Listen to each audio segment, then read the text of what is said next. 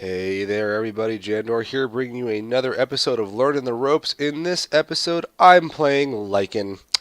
Yes, the good old lycanthrope. This hero has recently resurged onto the competitive scene in a big way. Lycan has become hugely popular in games and has been, banned, picked, all kinds of shenanigans with the Lycan. I got this in. This is a single draft game I played recently on the onlines with a bunch of random strangers in the pubs, and I will describe sort of what our team is and how I ended up doing what I was doing. So, we have a Shadow Shaman, a Rikimaru, a Invoker, and a Drow Ranger, and myself. 30 seconds to go. Lycan's a pretty baller hero, all things considered. He is really good at pushing lanes. This is something that's, I think, come up recently in the pro scene, and people have rediscovered how good he is at this, because for a while there he wasn't like super popular. He got the nerf bat pretty hard a few patches ago, I believe. Howl. And here we go. Let's talk about Howl. Howl is the ability that makes him so scary at pushing. It's a 12-second duration global ability. This is bets, please. This is huge. Since it's global, what it does is it gives bonus damage to allied heroes, bonus damage to minions. And it has a 50, 45, 40, 35 cooldown as you scale it, and a ridiculously low mana cost. 15, 20, 25, 30. You can spam this as soon as it's off cooldown all day, every day, and what it does is it gives every lane and everywhere your heroes are, all your minions, allied minions, everybody gets a huge damage bonus. This makes pushing really effective and makes him really scary, frankly. Lycan, I think, used to be a jungling hero. You can play him in the jungle. He's not the best in the jungle, as I learned in this game. And I am also not the best jungler, which is why I'm going for, say, this camp instead of one of the easier camps up over here. But given our lanes, I knew I needed some farm. Like, you need to get some items up on Lycan to be effective. And I didn't want to be competing with the Riki. I didn't want to be competing with the Drow for certain. And I didn't want to be competing with the Invoker, who ended up going mid, as you would expect. So I kind of left the Riki on his own, which is a little scary. I suppose I could have played lane support, but like I said, I didn't want to steal farm or experience, because Riki getting level 6 early is good. It makes for ganks, things like that. So I ended up going into the jungle. It was kind of a weird team composition in that way. And here we see one of the first decisions I made. Like, Riki is getting chased down pretty hard by their Phantom Assassin and their Spirit Breaker. She's trying to go on him, so I come out of the jungle to try and help. I got like no health. So me coming out of the jungle, probably not the best idea, to be honest. I was like, and I grab a little tango there, and then here comes the Phantom Assassin. And I'm pretty sure I die here, if I remember correctly. I managed to salve up, but I still take some damage. I'm still tangoing. I juked wrong and then tangoed, and that totally killed me. Like, I should have just kept running because they decided to run away. Here comes the Spirit Breaker charge. Boom. There's death, but Riki has managed to get some health back. They're under tower. He's going to kill the Phantom Assassin. First time for everything. Unfortunately, we gave PA the... Yep. Riki kills the Phantom Assassin. We gave Phantom Assassin first blood, but he manages to kill the PA, and if you watch, as I'm watching right now, he's going to come over here, and I'm pretty sure he gets the kill. Yes, is he going to blink, and one more hit. Boom. Riki gets a double kill. So, despite the fact that I was super low, and I wasn't really going to be able to make much happened there, given the skill level we were all at in this game. My coming out of the jungle brought them off looking for easier prey, which gave Riki enough time to heal up, and they were diving under towers. They were way too far, and they basically gave Riki a double kill, and me dying, not that big of a deal, frankly. I just went back to the jungle. Okay, so exciting shit happening early, and everybody's back into their lanes. We got a 3-1 kill because there was some action. Mid lane, it looks like the Invoker managed to kill the Shadow Fiend. I've taken way too much damage in the jungle. So here's the... Alright, this is not a jungling video, but we're going to talk about jungling because I'm playing Lycan and I'm running around the jungle. Early on, jungling is tough because the creeps deal a lot of damage relative to you. And frankly, if you're jungling, what you should go for, what I should have gone for, was a Stout Shield and a Quelling Blade. Now, if I remember correctly, I had to buy either wards or I ended up buying the courier. Oh, I think I ended up buying the courier because our Shadow Shaman bought no support items. Which, whatever, it happens. So I sucked it up and I bought the courier. But that meant I had a Quelling Blade instead of a stout and no Stout Shield. I really should have picked up the Stout Shield instead of the Quelling Blade, and I will tell you why. Quelling Blade gives you a damage buff, a percentage damage buff in melee, 32%, which is quite good, against non-hero units. So that gives you a pretty sizable amount of damage increase, especially in the early game or as the game progresses against the jungle creep. So it's a good one to have. And since you have, and its other ability lets you chop down trees, which allows you to pull and stack camps. It's a good item to get, but the Stout Shield gives you the damage block, and that, I think, is more important because it gives you more survivability, which lets you stay in the lane a bit longer. Since you're not attacking that often and you're using the wolves, hopefully, to try to get some extra damage out too, you being able to tank hits, since your wolves starting out can't really tank the hits very well, is probably a better bet. Obviously, having them both is good. In any event, I ended up buying Clarity Potion and a Ring of Basilius because I wanted to have some more presence in the jungle, and casting these wolves was costing me a bajillion mana. Let's talk about skills. I know I'm all over the place with this video, and I apologize. Alright, so right here, I can see they're trying to go on the Ricky. I know they're both hanging around here, so I kind of hang out in the jungle because I'm like, well, if they decide to go in, maybe we can make something happen, or I can scare them off. So I start looping around behind them to try to grab some harass. I drop Howl, I bring in the wolves, they decide to back off, and I back off into the jungle. Didn't really make anything happen, just took a slow from the PA. Not a very good play, but we drive them back a little bit. They stop harassing the Ricky. It kind of reminds them I'm there. My Howl was not super effective in that instance, but like I said, every time you howl, all your creeps are getting bonus damage and everything in all of your lanes, and it pushes them out further. This can be good and bad. It can be tricky if you're trying to if your safe lane or something is trying to maintain creep equilibrium by the tower or whatever, and because you're howling all the time, it's pushing the lanes out. So it's one of the things to be careful about when you're playing Lycan is, you know, if you're howling constantly, it might upset the balance of your. You want to have Lycan in sort of a push-oriented strat if you're going to run him with a howl build. Alternately, you go in the jungle, and you can potentially start skilling up Feral Impulse instead, because it gives a radius increase of attack speed and damage to him and all units under his control within a 900 radius, which isn't going to affect other lanes. So that's another way to skill. Like the jungle build, probably what I should have done for a jungle build is you go Wolves, you go Feral Impulse, and you of course get Shapeshift and then finish out Wolves. But I knew Howl was the big scary thing that makes Lycan so scary, so I wanted to get that early and get that often just in case. We still haven't had the Crow upgraded because our Shadow Shaman is not playing support. Whatever. I think I ended up buying... This is delaying my item progression, as you guys can see. I think I ended up buying the Flying Courier at some point, too, because it just needed to happen. Sometimes you just have to do that, and that's okay. It helps the whole team. It's not a bad thing to delay your item progression.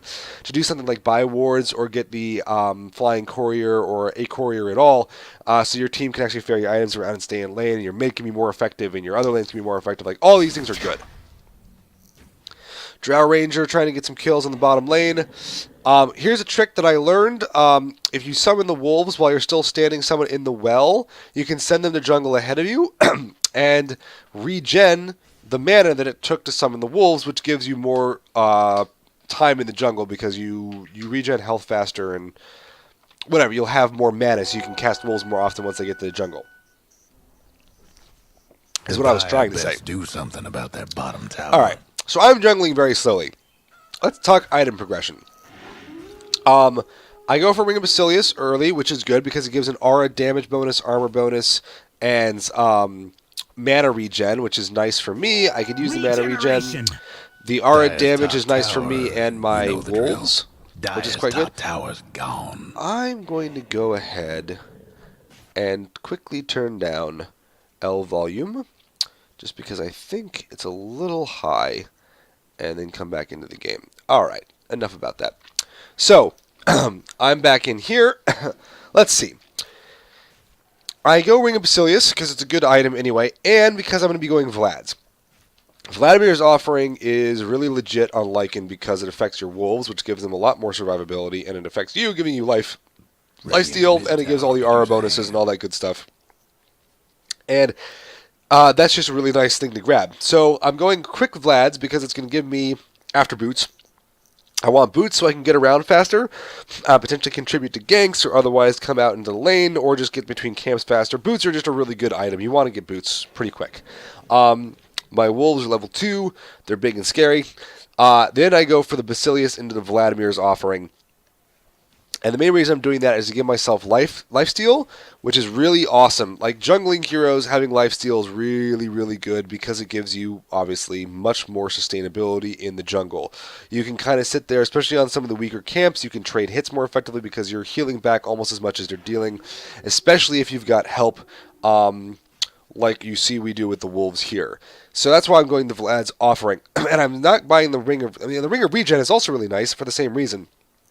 But I figured I'd go Mask first, then Ring of Regen, then finish up the recipe, and then you're getting all that bonus regen, bonus armor, bonus damage, bonus lifesteal, all that good stuff, and your wolves get it too. Really effective item. Lycan is one of the heroes that can solo Roshan fairly early on.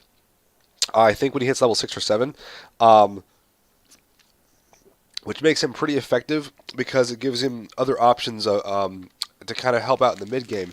You know, he can take Roshan, give the team gold, and then have it for himself. So if you go into fights and you're pushing towers, if you die, you still have an escape, especially with your ulti. So let's talk about skills. Oh, as you can see here, so I ended up actually buying because on a roll. 2 down. we didn't have any wards, and they were calling for wards. What I ended up doing was I was like, you know what, the hell with this. I'm going to get a TP scroll. I'm going to get my Ring of Regen. I'm going to get some wards instead of just grabbing the Morbid Mask and try to contribute a little earlier. And the Ring of Regen is still a pretty nice item to have. Some fights happening down here. They decided to try to go on the Invoker, but they didn't realize I was here. In they come. Invoker manages to get the kill. I'm bringing my wolves in. I probably should have microed my wolves a little better to try to block, but it's okay. We're still going to kill the Sand King. And boom, we clean up bottom lane. That was a pretty effective TP for me, and in comes the Phantom Assassin, but she's not going to be able to do too much. I stay down here a little bit. Invoker's still down here. He needs to back the hell off, but he's going to try and get some last hits. Here comes the Ricky. I'm taking a lot of damage, and then all of a sudden, boom, boom, boom, Invoker drops a really awesome EMP. I come in, I block the Shadow Shaman. I'm really bad at micro, and I decide to back off. So, me TPing down to the bottom lane was a really good idea because it gave us some extra muscle, some extra lane presence, and helped us secure some kills. Even if you don't get them yourself, not a big deal. You want to help contribute, and it keeps your team from dying. It keeps pressure on their enemy on your enemy carries, all that good stuff. There still seems to be fighting happening, so I'm like, well, I guess I'm going to stick around a little bit. Wow, yeah, Shadow Fiend dropping the bombs. And I'm like, I better run. So at this point, I'm running back. I'm like, you know what? I can't stand there. He raised me once and I nearly died. But my wolves are still here. They can still come in. They can still deal some damage. And that's exactly what they are doing. So let's talk about skills. I've hit level 6. So I've got my ult. I've got 3 points in wolves. I got 2 points in Howl. Let's talk about skills. Summon wolves. This is sort of your bread and butter. And well, Howl really is your bread and butter. We've talked about Howl. Wolves is the other really awesome thing that you can do. It summons 2 wolves every time. They last for, I think, a minute.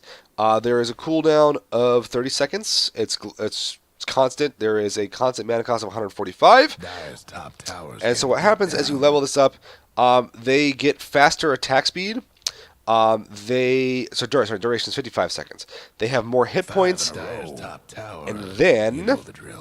yeah, our Ricky's doing real good, but then he got killed. It happens. Level 2 to 4 wolves have critical strike. Level 3 to 4 wolves have permanent invisibility. As you can see, they have a decent fade time. Level 4 wolves have 15 HP regen. So, your wolves are never going to be like... If the enemy team focuses them, they're going to go down pretty fast. But in the jungle, in the lane, or if the enemy team isn't able to focus them, they can deal damage, they can tank damage pretty well, they can regen it back. You can use them to scout early on once they start getting regen. They're real good, and they're great in the jungle, as you can see. They're one of the reasons why you can solo Roshan, because he attacks pretty slow, and they can regen back, and if you micro them even a little bit, he'll lose track of them and start attacking you, and then start going back and forth, and they'll just regen up. And if you have Vladimir's offering on top of that, man, these wolves just do not want to die. It's pretty legit. So wolves are damn good. We also have Feral Impulse, which I talked about briefly, which gives the bonus attack speed and damage, which is a percentage-based damage to all units under your control with a 900 radius. Very, very good. And then his ulti is called Shapeshift. He turns into a big-ass wolf. It's fucking awesome. It's a duration of 18 seconds. It increases his base attack time, or it sets it at 1.5, which is pretty fast. Most importantly, Lycan and all of the units under his control move at maximum speed and can't be slowed. Why is this good? It's because it's really good for chasing, and it's also really good for escaping.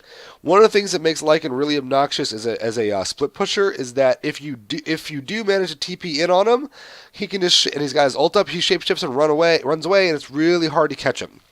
You can't slow him, so you have to use things like stuns or other disables.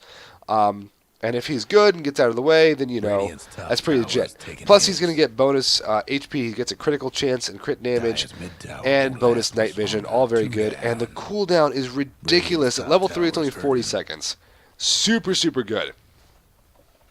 So I'm getting near to my Vladimir's offering. Dire's mid tower's having technical difficulties. Things are looking sweet. I've pushed down their top tower while they are all busy elsewhere. So my split pushing is starting. We are really kind of not running away with this game yet, but we're getting to the point where we're close to doing that. Dire's mid tower could use a little help. They're pushing on our mid. We've got 4 heroes bottom though. I don't know how, and they're still trying to push this down. And I'm like, I'm going to the jungle. So after Vladimir's offering, which I have finished and is on its way to me, or soon will be on its way to me, I'm going into a Medallion of Courage. Medallion of Courage. Pretty legit item, guys. It's pretty legit.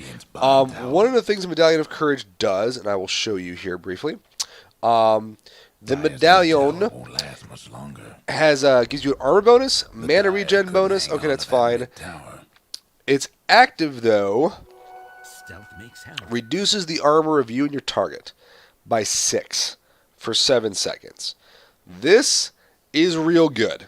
It's cheap too. Medallion's only 1,000 gold. And not only are you getting bonus armor and mana regen, bear in mind, of course, you also get 6 armor reduction when you activate it. But what this lets you do is, like on Roshan, for example, you can reduce his armor, so he goes down a lot faster. If you're targeting enemy heroes in a fight, especially weak heroes, or heroes without a ton of base armor, even heroes with a lot of base armor, any of that stuff can really help bring them down. So this gives you a lot of utility, and it's kind of it's a good support item. It's a good item on our Lycan, because you can kind of, like I said, with your ulti and with your wolves and things like that, you can chase pretty effectively. And if you're chasing down somebody who's got 6 reduced armor, life is pretty good. Now, you can see these sentry wards I bought forever ago. Yeah, the reason I bought those was specifically to put on the courier so somebody could take them, because somebody on the bottom lane had requested them and nobody ever took them, so now I have them. Whatever, I'll make use of it. I think it was for PA, actually, or not PA, Templar Assassin.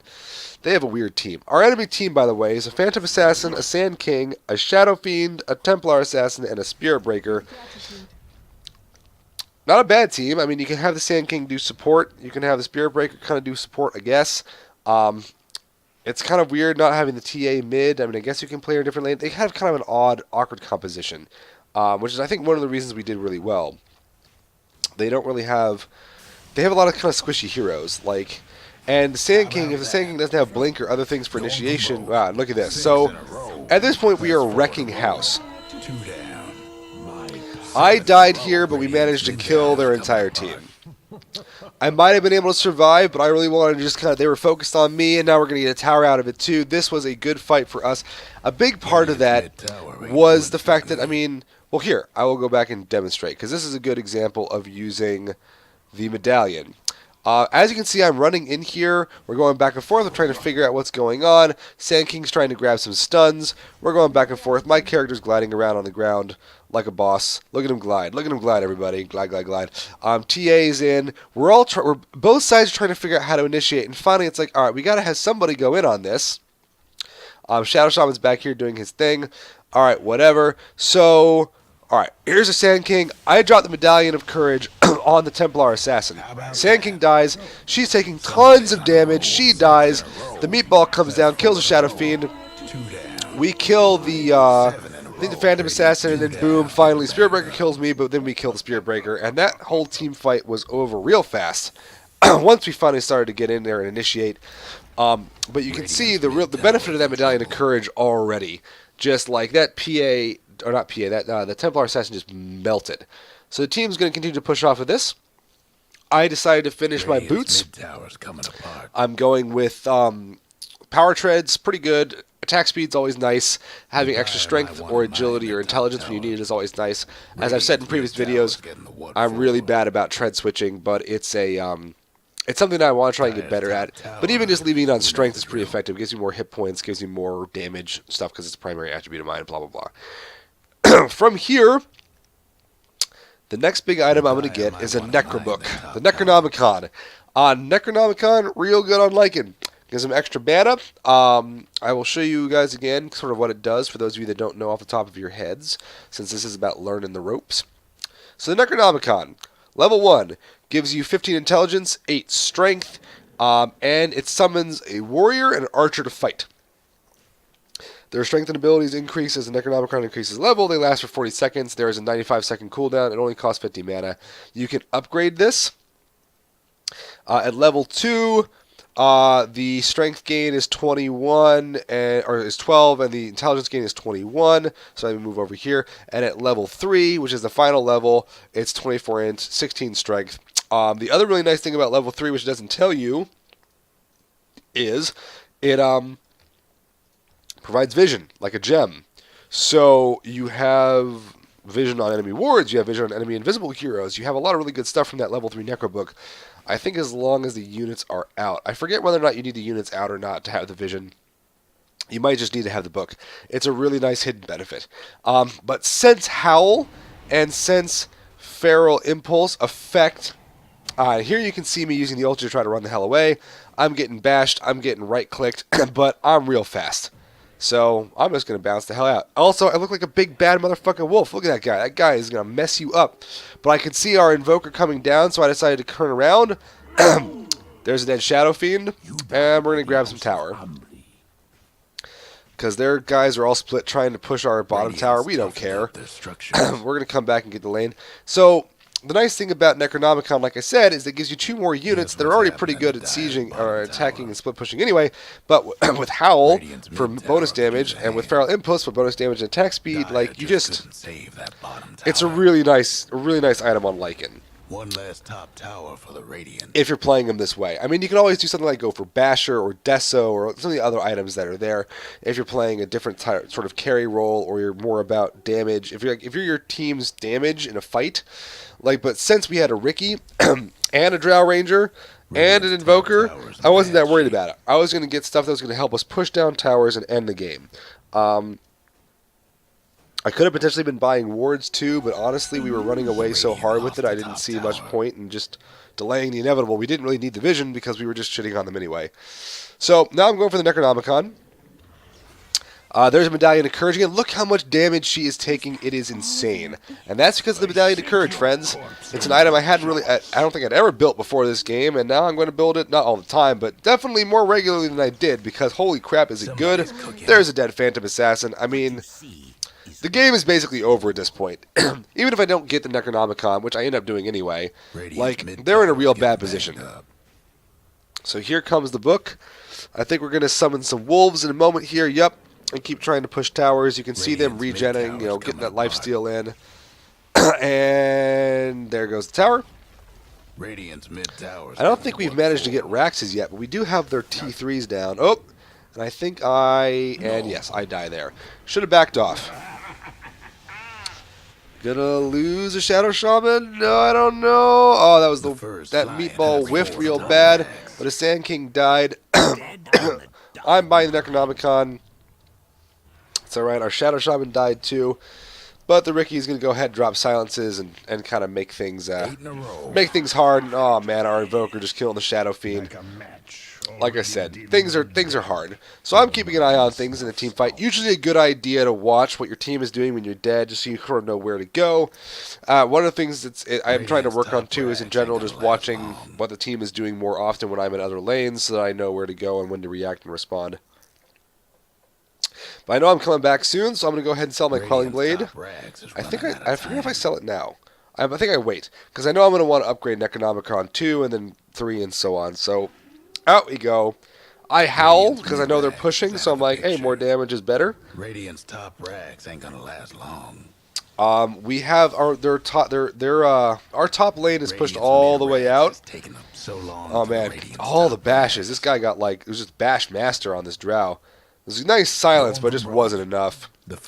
She had a blink dagger or something. Blink on drow. Totally legit, guys. It's totally legit. She might have been able to escape there, but I mean, honestly, she had no support, no help, and he was the bash master. So sometimes it happens. It's not a big deal. We still are running away with things. I mean, their racks, like we've racked them without having to be there because of Howl and having our lanes pushed in. And since we were sieging mid, they were busy trying to defend that, and it meant that they weren't able to push their top lane out. So, boom, there it goes. Boom goes a dynamite. We get that lane. I decide to come bottom because I'm like, let's push this in. Just get all their towers down, all their T2s, and keep sieging, and all their lanes get pushed and end the game. And that's basically what's going to happen. Going to grab some more wolves, bop a bunch of creeps. I think I upgrade my Necronomicon, yes. I forget if I ended up getting Necro 3. I think I did. Drow's got a Manta. But yeah, if the game's going long, Assault Cuirass is another good one to get. It makes you tanky. It gives you an armor debuff. It like reduces armor and an aura around you, which is really effective at sieging towers and pushing and so on. You can go Heart if you want to be really survivable and get some more damage because you're a strength hero. Desolator again. I mean, there's a lot of minus armor stuff for him. Deso, it's not going to stack with the Medallion, so you might end up selling it, whatever. It also won't stack. Medallion's not going to stack with the Assault Cuirass, I don't think. Don't quote me on that. It might also, I don't think it stacks. I think Deso's a unique thing, so it won't stack with stuff. Anyway, we've killed their Raxes. At this point, I'm just kind of describing some basic things. We can kind of speed this along. The game is won. We're going to speed this up. We're going to push in. You can see the difference in gold earned here. We are just destroying them. I think, yes, actually, we were having some trouble, so I ended up coming in here. I solo Roshan, which, as you can see, went really well. I get the Aegis, and actually, this next thing I want to show you guys at normal speed because it's really funny. I'm jungling a little bit. The reason we did this is that we were having some trouble sieging in, and I was like, you know what? Let's back off. Let's not do anything stupid. They had gotten some kills. So we get Roshan. We're pushing in their lanes again, and in we go on the base. There's a pretty legit ult, apparently. I got my wolves. We've howled, and in we come. And actually, something that's really amusing that happens here, I completely forgot I had the heart. So, you can see me starting to take a lot of damage. I dropped the Medallion on somebody. The Templar Assassin again, actually, to deal a bunch of damage. In we come on this. And I believe... 6 in a row. Yes, I'm taking a bunch of damage. I'm backing off. And then I turn around. I howl. I bring in the wolves. We're coming in on their tower. I'm still super weak, so I'm like, oh man, I gotta be careful. Here comes Shadow Fiend. I'm like, oh shit, here comes Shadow Fiend. Oh my god, I gotta run. And I nearly TP'd back, which actually would have been a disaster. I was like, oh fuck, I have an Aegis. So I just, come back. They kill the Shadow Fiend, and we siege their tower, or their throne, and it's game over. Look how fast this poor Templar, or Phantom Assassin dies. The Spirit Breaker can't survive. He gets Medallion. We come in for the bite. Sand King with a nice save, though. Nice save. And I'm like, you know what? The hell with it. Let's just finish the throne. Like I could have chased, we could have fountain dove, but I was like, you know what? Let's not do that. Let's just go ahead and focus. Objective gaming. They managed to kill the Ricky, but it's GG anyway. And that, friends, is why Lycan is real scary. He's really, really good at split pushing. And that's why people keep banning him in pro games.